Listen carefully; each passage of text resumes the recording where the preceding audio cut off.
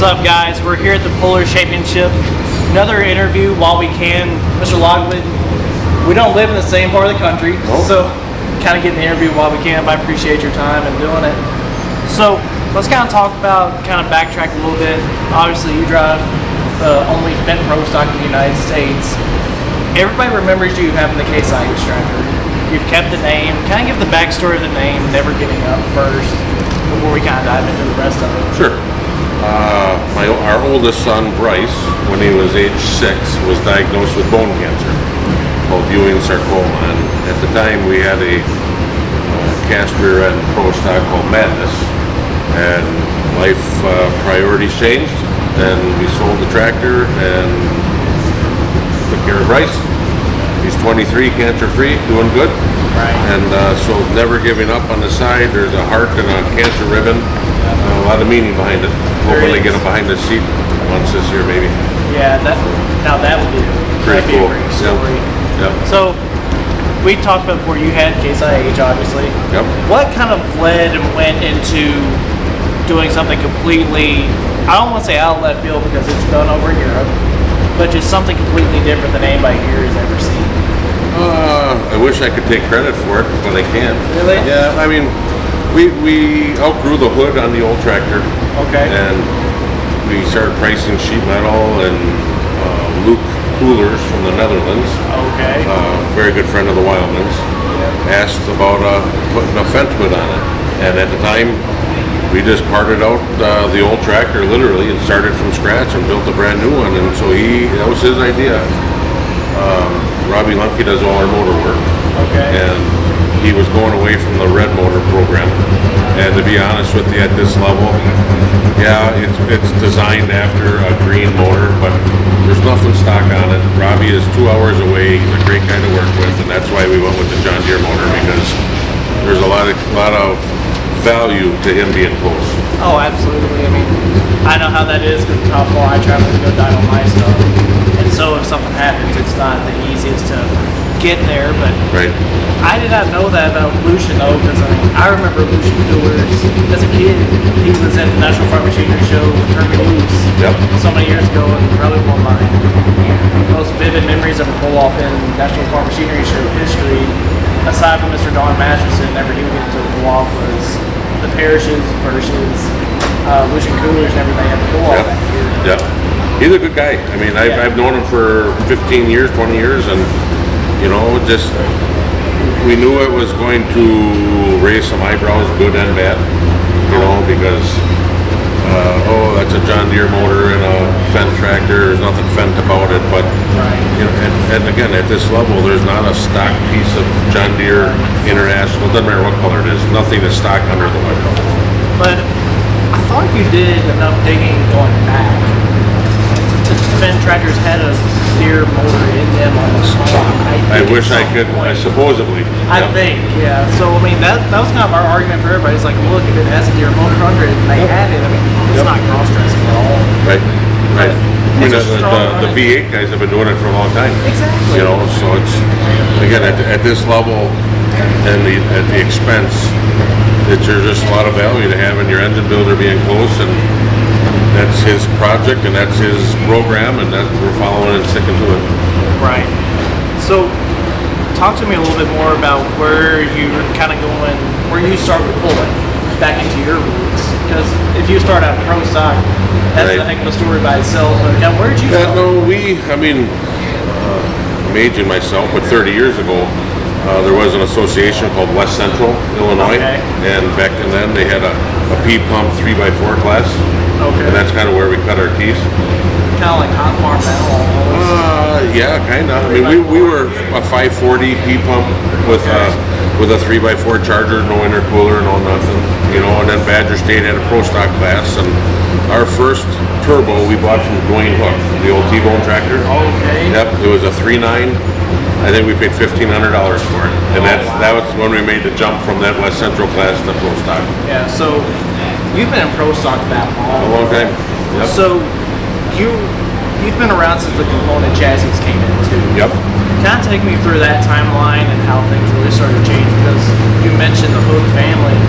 For the longest time that I remember, they were an ag chassis before they came out with their Deere. Yep.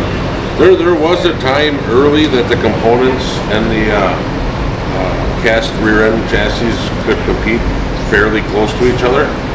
But as we figured out the component chassis and the air ride front ends and tires are a huge deal these days, you know, and there's just no way they can, you know, take, there's a lot of science and technology behind that chassis that people don't, they just see a farm tractor going down the track. Yeah, I mean, you talk about the air ride front ends, I mean, that's pretty new technology in itself too, and of course the tires, I mean, the debates of the everything like that. Yep. Just, it's crazy to see how far it's come in such a short time. I bet you we've doubled horsepower in 5 years. I would say so too, because, you know, Darren, my older brother, he had a Prostock for a while, so I don't know really as much as anybody else, but I was in kind of the loop in a way. But, so let me ask you this, being an outsider looking at for the 10 Pro, Mike Pro is very popular. Yep. They just allowed the component chassis rule. Do you think that there's going to be, the components are going to rule, or do you think that the ag rear ends will be able to mix in with it too, kind of like Prostock did back in the day? You know, if they build that chassis right and light enough, you know, the biggest issue with the 540s is front end weight. Right. So if they can build that chassis right and get that weight up front, I think they'll dominate fairly quickly. They really do. You know, you take that flex in that chassis and you can keep them rear tires on the ground, and I think that's a great class. I really do. I love that class. I wish it would come a little further south, but I mean, the furthest it comes is Ladwig has a light pro uniform combo class. Okay. So I mean, that's about all I see minus Tollsboro, but I haven't had a chance to go over to Tollsboro yet. Whenever they come down, something about those blue motors though too. You being with Lemke, you don't have to let any secrets at all, but I'm sure you've been able to have an eye and seeing those motors kind of come to life too. Yeah. You know, and the 540 cubic inch rule is just a good cubic inch. You know, I mean, Hypermax back in the day made an awesome 540 motor. You could pound the crap out of it and it would last forever. You know, RPMs right through the roof. Yeah, and the Hypermax started back on the engineering side for international too. Yep. Yeah, Jerry Legat. Yeah, we worked for them for many years. They just decided. I mean, there's just not a lot of Prostocks out there. So these engine builders with these diesel pickup trucks and these young kids, they sell a lot of parts to just the stock guys. Yeah, I mean, we have how many of the diesel trucks just here this weekend that are running the Hypermax program. Yep. So it's kind of a battle between them and the Wagler group now. Yep. You know, it's big block Deere, small block Deere, and a couple red motors. You know, it's just the way it is. Yeah, exactly. So, kind of tell us what your plans are for the summer. You and I talked about it before we got on the camera. You said you're just going to kind of be picky and choosy where you go this year. Yeah. Last night you had an absolutely amazing run. I wasn't here last night. I got to watch on the live stream though. I mean, you picked up the front end and took off. It run. I mean, we upgraded again after Louisville, and everything worked the way it was. And I just wasn't going to take the chance of coming back. It just wasn't. If it was, for the points championship at the end of the year, we're coming back. But we're here for the Pullers Championship, but for a little R&D, you know, and it worked well. But we don't, you know, we always follow Badger State. Right. A little more than any other association. Yep. Sure. You know, our middle son, Evan, is a football player for Iowa State. Oh, really? Yeah. So he's going into his senior year, and he plays, and so you know those games start in August already, and so to follow an association points run that goes into September gets a little more difficult. And I got a great guy in Glenn Valentine who helps us. You know, and he's more than capable, but you know what, we kind of want to go to a couple events we've never been to before, you know, and I don't know where that is. I was gonna say you want to kind of allude where you might pop up maybe this summer? You know, Mound City, Missouri. I see they got Prostocks back in there. They do. There's a pull in Iowa, an NTPA pull in Iowa. Farley? Not Farley. Rockwell's got Prostocks. You know, and that's been on our calendar a little bit. Toma, Hillsboro, and then, you know, Bowling Green's hard. I mean, that's just, you know, my gosh. And you got to get there 3 days before, don't ask. Yeah. But, you know, you got to get there so early, and we run a sizable business, and it's not always easy to get away during the week. And Right.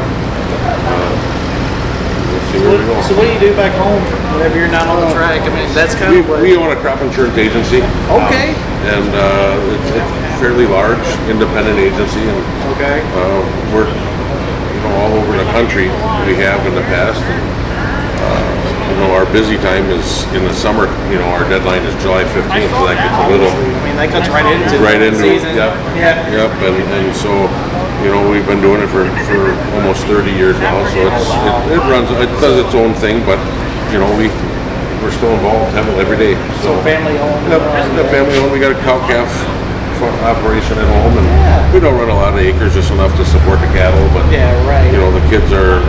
Our youngest daughter is the last one left showing show cattle. She's got a couple years left, but she's in volleyball and track, and I'm not missing any family events. No. For a tractor. They love it. They love tractor pulling, but we can't do it all. So let me ask you this: when you talk about that, did the perspective kind of change after you found out about your son and missing certain things within the family trees and everything?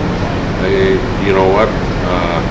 When people say that the people you meet within tractor pulling are some of your closest friends, they're friends and family, and they supported Bryce and our family like you've never seen before. And we're very loyal. Badger State does a benefit tractor pull every spring. They do. And I haven't had a chance to come up there for that yet. It's a little. That's okay, but it's well supported, well attended. It's a great cause. We raise a lot of money, and it would take an act of God to have us miss that event as long as we're tractor pulling, because Badger State was just awesome to us. And Bryce, like I said, Bryce is 23, graduated college in the working world, so he's learning how to manage his vacation and can't go to all the tractor pulls like the weekend right now. But yeah, that's awesome, man. That's absolutely awesome. Absolutely amazing looking tractor. Runs just as good as it looks too. I really appreciate you taking the time to do this interview with us. It's kind of a great insight to go into and kind of make everybody more relatable. Absolutely. It's fun. I appreciate it. It's fun. Thanks, man. You good? Thank you. That'll do it for us here. Tune in for the next interview on the Motorsports Almanac, guys. Thanks.